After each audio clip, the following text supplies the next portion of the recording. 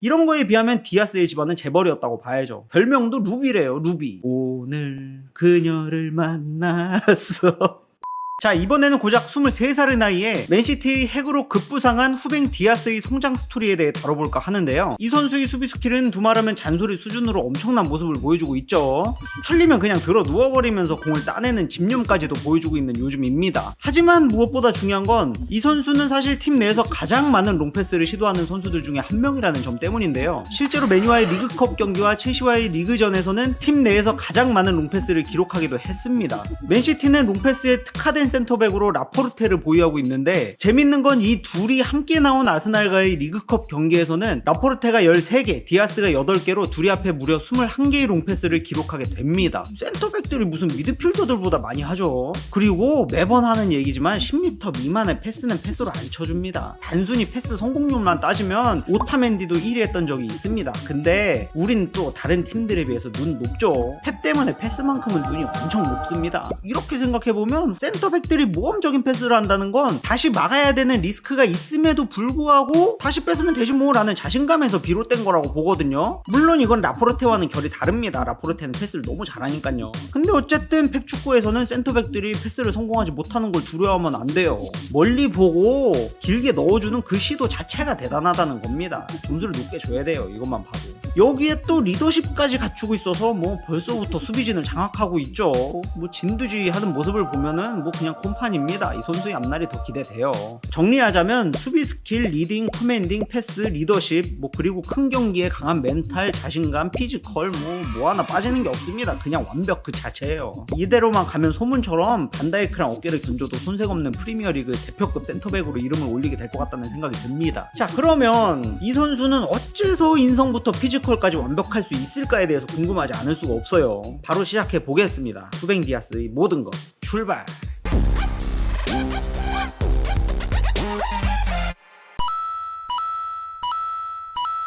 자, 일단 디아스는 포르투갈 리스본에 붙어있는 아마도라라는 도시에서 태어났어요. 인구 밀도도 괜찮고 못 사는 사람들이 별로 없는 좋은 동네라고들 하죠. 여기에 현재는 방출됐지만 아무튼 형과 함께 축구를 시작해서 둘 다 엘리트 코스를 밟아온 프로 선수라는 점을 생각해보면 디아스네 집은 어느 정도 사는 집이라는 걸 유추해볼 수 있습니다. 이 부분에서는 아게로랑 스털링과는 큰 차이가 있는 것 같아요. 아게로만 봐도 뭐 아게로네 아빠 엄마가 눈 맞아서 엄마 쪽 가족들이 반대를 뿌리치고 타지에서 딸과 함께 셋이 살았다고 하죠. 뱃속에 있을 때부터 집이 홍수로 떠내려가고 유산할 뻔하다가 진정시키고 입원했는데 병원비가 없어서 쫓겨나고 블랙리스트에 올라서 받아주는 병원도 없었다고 하죠. 결국에는 양수가 터졌을 때도 3시간 거리를 버스 타고 기차 타고 시골 외지의 작은 병원으로 갔다고 해요. 시기로 치면 또 10달을 꽉 채웠던 것 같지도 않습니다. 그만큼 아게로가 태어나지 못했을 확률이 더 높았다는 뜻이고요. 이 와중에 엄마가 또 미성년자라서 그런가 애가 못 나오더라는 거예요. 의사가 그래서 쇄골을 부러뜨려서라도 꺼내야 되겠다라고 하니까 엄마는 또 울고 불고 그러면 잘못될 수도 있다더라, 큰일 난다더라, 그냥 제왕절개 하겠다 이러니까 의사는 또 우리는 그럴 장비가 준비되어 있지 않은 병원이다, 이러면 둘 다 죽을 수 있다, 안정적으로 가자 라고 막 실갱이 하다가 결국에는 제왕절개를 했는데 다행히도 둘 다 무사할 수 있게 됐다고 해요. 근데 여기서 또 홍수로 집이 떠내려갔던 이유로 우리나라로 치면 신분증 같은 본인 확인 증명서를 아빠 엄마 둘 다 잊어버렸었다고 합니다. 그래서 결국에는 엄마 쪽의 친척을 대리인으로 불러다가 출생신고를 했다고 하는데 한간에는 동네 주민이 그냥 대신 가줬다는 말이 있어요. 야매로. 이것도 일리 있는 말이라고 생각됩니다. 왜냐면 애초에 둘이서 야반도주에서 사는데 친척이랑 연락이 어떻게 닿겠습니까, 솔직히. 어쨌든 그래서 아게로의 성은 아빠의 델 카스티오가 아니라 엄마의 성을 딴 아게로가 된 것이죠. 대신에 아빠의 이름인 레오넬을 미들네임으로 넣고 델 카스티오를 풀네임 뒤에 넣게 된 거라고 해요. 그리고 외지에서 바람 불면 지붕이 날아갈 듯한 집에서 살게 됐었다고 합니다. 심지어 이것도 아빠가 그냥 철판으로 덮은 거라고 하죠. 근데 이마저도 다 안 덮여서 별이 보이는 곳이 안 보이는 곳보다 더 많았을 정도라고 합니다. 2차 저차 하다가 그 당시 포를란 에이전트와 우연히 만나서 인디펜디엔트까지 가게 된 얘기는 진짜 대서사시예요. 아게로 비긴즈만 해도 3시간짜리 분량 나옵니다. 장난 아니에요.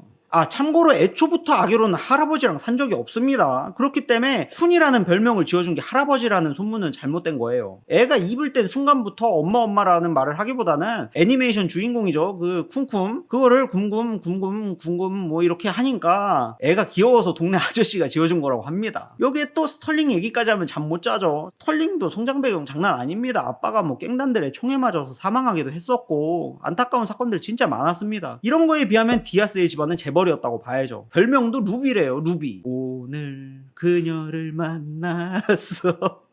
너의 새로운 여자를 축봉!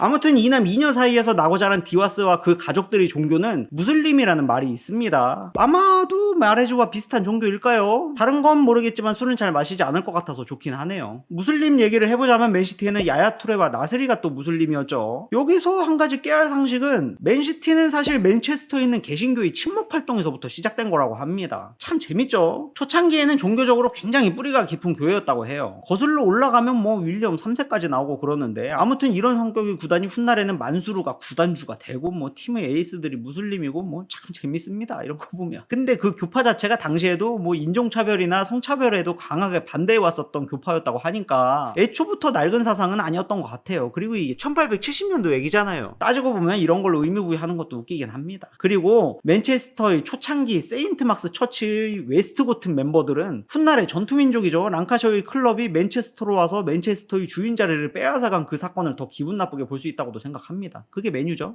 아무튼 디아스가 9살이 되는 시점에 친구의 가족들과 함께 에스트렐라 다 아마도라라는 클럽의 입단 테스트를 받게 되는데요. 처음에는 스트라이커였다고 해요. 그러다가 밀려서 서서히 센터백까지 내려갔다는데 아무튼 여기서 2년 동안 정식 훈련을 받게 됐다고 합니다. 이런 걸 보면은 크루이프가 주장했었고 제라드도 예전에 언급한 적이 있지만 공격수들은 동네 축구를 오래 할수록 잘한다고 하긴 하는데 라포르테나 스톤스, 디아스처럼 공격수들과는 다르게 수비수들은 엘리트 코스를 밟은 선수들이 성공하는 경향이 강해 보이긴 해요. 성격이 완전 다른 포지션이니까 그런 거겠죠. 여기서 잠깐 짚고 넘어가자면 디아스가 맨시티로 입단한 이후에 맨시티 공홈에서는 에스트렐라 다 아마도라라는 클럽이 이젠 없다고 묘사됐지만 이거는 잘못된 정보였다고 해요. 물론 재정난으로 현재 제대로 운영이 되고 있지 않다고는 하는데 아직 공식적으로 없어진 건 아니라고 합니다. 실제로 맨시티 공홈의 그 설명을 본 에스트렐라 다 아마도라 측은 공식 성명을 발표하기도 해요. 헤이 맨체스터 시티 우리 아직 살아있어 라고 말이죠. 실제로 이렇게 얘기했어요. 축봉.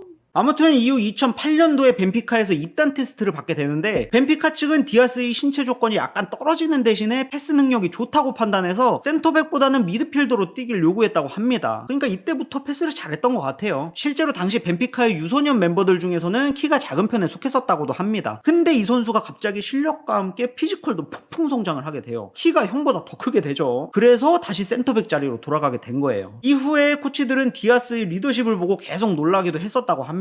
드레스룸이나 경기장 안에서 언제나 목소리를 냈던 건 디아스였고 그 요구에 선수들이 또 잘 따라줬다고 해요. 이 부분을 보면서 디아스가 한 20년 전에만 태어났어도 정치했을 것 같다는 생각도 들었습니다. 카리스마가 장난 아닌 것 같아요. 벤피카 아카데미를 정식으로 졸업한 선수들은 베실바, 헤나투 산체스, 린델레프, 에데르송, 마티치, 디마리아 같은 선수들인데 그래서 이 선수들은 벤피카 팬들이 아주 사랑하는 선수들이라고 하죠. 물론 칸셀로도 아카데미 출신이라고는 하지만 정식 졸업생이라고 보지는 않는 것 같아요. 그 벤피카의 송골뉴스 출신으로 디아스도 정식 졸업생으로 인정받고 2015년도에 벤피카 B팀의 멤버로 프로 데뷔를 하게 됩니다. 그리고 포르투갈 U17, U19, U20 대표팀에 합류하게 되는데 전 연령대의 주장이기도 했다고 해요. 그냥 태생이 리더였던 거죠. 그리고 2018년 러시아 월드컵의 정식 1군 멤버로 세계 이름을 알리게 됩니다. 그때 차세대 반다이크다, 쿨리발리다 뭐 극찬들이 쏟아지기 시작했다고 하고 실제로 메뉴, AT, 유벤투스, 바이언 등의 엘리트 클럽들이 관심을 가졌었다고 해요. 그 중에서도 솔샤르가 그렇게 강하게 영입을 원했었다고 합니다. 그 당시에는 바이아웃이 6천만 유로였기 때문에 메뉴라면 충분히 제안을 했을 법도 합니다만 벤피카의 회장이 또 어떤 사람입니까? 돈 냄새 또 엄청 잘 맞죠. 그때 얘는 1억 유로의 가치가 있겠다라고 판단을 했었나봐요. 그래서 빠르게 재계약을 해버립니다.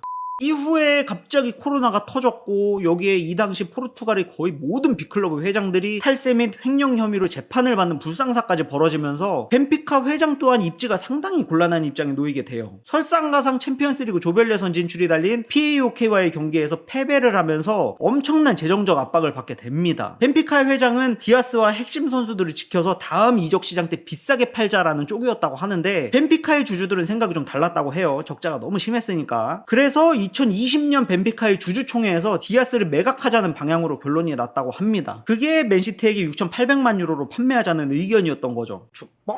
이쯤에서 맨시티의 상황을 알아야겠죠. 맨시티는 센터백을 영입하기 위해 많은 노력을 하고 있었습니다. 시즌 중에는 세비야의 디에고 카를로스에 대한 루머도 있었죠. 그리고 여름 이적 시장 때 사네의 에이전트이자 현재 슈퍼 에이전트 반열에 오른 라마다니가 쿨리발리를 맨시티에게 역제안했고 맨시티는 6천만 파운드 정도면 영입할 수 있다는 대답을 했다고 알려져 있어요. 그래서 라마다니는 쿨리발리를 이적시키기 위해서 나폴리 회장과 두 차례의 면담을 나누면서 노력했었다고 하는데 데라우렌티스가 또 어떤 사람입니까? 1억 유로를 부르다가 협상해보려고 또 8천만 유로까지 내려주기는 했지만 어쨌든 맨시티는 이미 조르지뉴 때 빈정 제대로 상했었죠. 그래서 나폴리와는 뭐 협상할 생각 자체도 없었었다고 합니다. 맨시티는 그래서 6천만 파운드 수준으로 세비야의 쥘쿤데에게 접근을 하게 돼요. 근데 여기서 디렉터인 몬치는 또 어떤 사람입니까? 장사 잘하죠, 이 사람도. 바로 언론에 정보를 흘려버리면서 주도권을 잡기 위한 노력을 했고 맨시티는 또 기분 나빠서 응 니네랑 안 놀아 라면서 빠르게 손절한 뒤에 벤피카의 상황을 주시하기 시작합니다. 그리고 이 거래에서 오타멘디까지 포함을 시켜버리면서 맨시티가 원하는 완벽한 시나리오대로 흘러가게 된 거죠. 이때 당시에 쿤데가 했던 언론과 인터뷰도 약간 재밌기는 해요. 뭐냐면 세비야의 생활에서 완벽하게 만족하고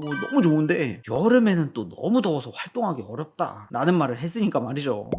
이적설에 대한 사견을 물었는데 왜 굳이 날씨에 대한 이야기를 했는지 약간 궁금해지긴 합니다. 뭔가 그린라이트 약간 있었던 것 같죠. 그래도 아무튼 맨시티는 뭐 그냥 손절해버리고 디아스 영입했으니까 제가 볼 땐 결과론적으로 이득이라고 봅니다. 아무튼 맨시티가 레스터한테 대패해서 뭐 센터백을 갑자기 영입했다는 말이 있는데 이건 전혀 사실 무근이라는 얘기예요. 아케를 영입한 이후부터 디아스를 영입하기 전까지 맨시티는 센터백을 추가로 영입하기 위해서 여기저기 다 찔러보고 있었습니다. 패닉바이 아니에요. 축뻥. 자, 후뱅 디아스는 펩에게 절대적인 신뢰를 받고 있는 요즘이죠. 심지어 최근에는 펩이 디아스는 24시간 동안 축구밖에 모르는 애다, 이런 훌륭한 선수를 영입한 치키에게 축하 인사를 보낸다 라고 농담 섞인 이야기까지 했어요. 이렇게 유쾌하게 이야기를 한 걸 보면 펩도 그만큼 기분이 좋다는 뜻이겠죠. 대단하긴 대단합니다. 이 23살의 선수가 맨시티라는 빅클럽에 오자마자 뭐 기죽을 것도 없이 그냥 수비 지휘권을 잡아버리고 뭐 미쳐 날뛰는 이 적응력은 압도적이기까지 해요. 한편으로는 가족들이 살고 있는 아마도라가 현재 포르투갈에서 코로나 발병률이 가장 높은 지역 중에 하나라고도 하는데 그래도 뭐 멘탈 안 흔들립니다. 디아스는 그냥 갑니다. 그냥 하는 거예요. 프로들은 이런 겁니다. 예전에 실바도 팔싹동이로 마테오가 태어나서 약간 위독한 상태였었다고 하죠. 그래서 뭐 시즌 중에도 계속 휴가 내서 스페인 잉글랜드로 왔다 갔다 했던 적도 있었는데 그래도 이 선수는 경기력에 아무런 변화가 없었습니다. 인류가 괜히 인류가 아니에요. 사랑하는 아들의 생사가 왔다 갔다 해도 그냥 할 땐 그냥 최선을 다하는 게 프로입니다. 그래서 디아스는 빠르게 주장 자리를 줘도 될 것 같다는 생각이 듭니다. 이 부분에 있어서만큼은 덕배도 그렇게 기분 나빠하진 않을 것 같아요. 아무튼 이번에는 디아스의 모든 것에 대해서 나눠봤는데요. 이번 컨텐츠의 결론은 이렇습니다. 디아스 너도 월배 한번 가보자! 근데 스톤스가 잘하기는 한데 라포르테가 살아나면 또 디아포르테 라인이 그냥 후방에서 찔러주는 패스 보면은 그냥 팬들 다 침 질질 흘릴 것 같은데 막 맞죠? 아씨 이거 진짜 그 순간 기다리고 있습니다 진짜. 그러니까 살아나자 라포르테 너도 진짜. 아이씨.